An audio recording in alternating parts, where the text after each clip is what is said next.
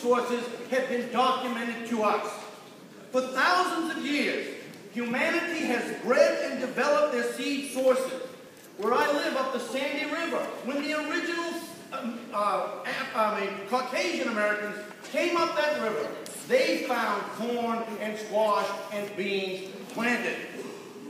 We have taken a corn, which was a thumb-sized grain, and developed it into what it is today. And it did not take place in laboratories. It takes place in land-grant colleges like Purdue and Cornell and our own Orono. And this was developed by mankind, for mankind, and that intellectual property belongs to humanity. The biotech industry reminds me of the 85 Bears. Remember the Fridge Perry, 300-pound defensive lineman? And they would get down somewhere near the 1-yard line and the half-yard line, and he would take the ball over the end zone. And what we're really being told by this corporation today is that they just marched the ball 100 yards. It was moved down to that half line by every single one of our forebearers.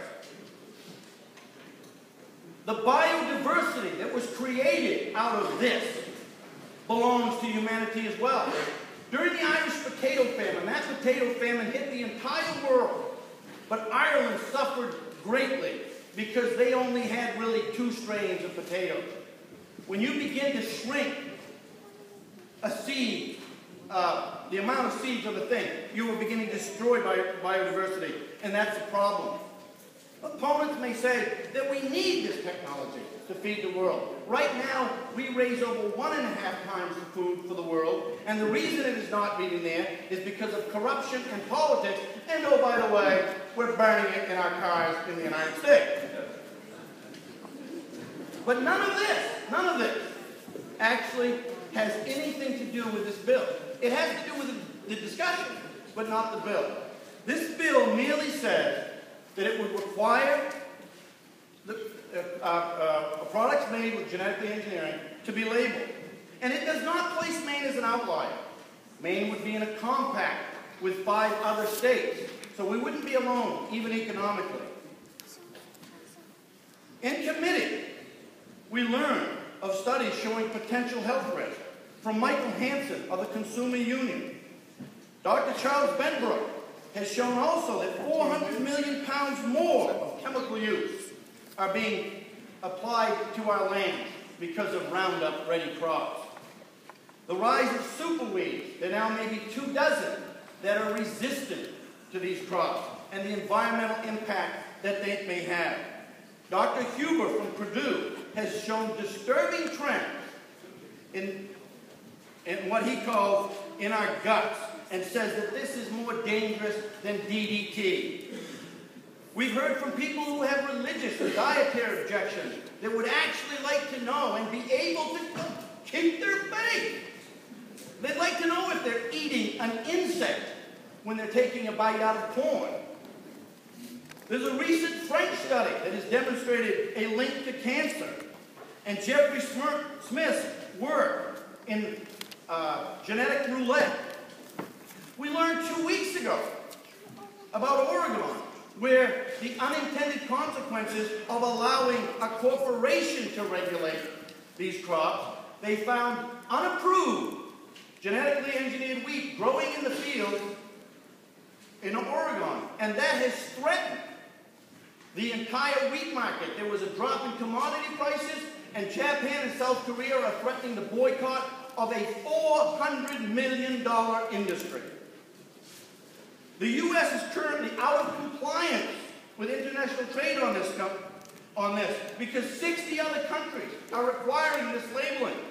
Even China. The FDA does not test or regulate these crops.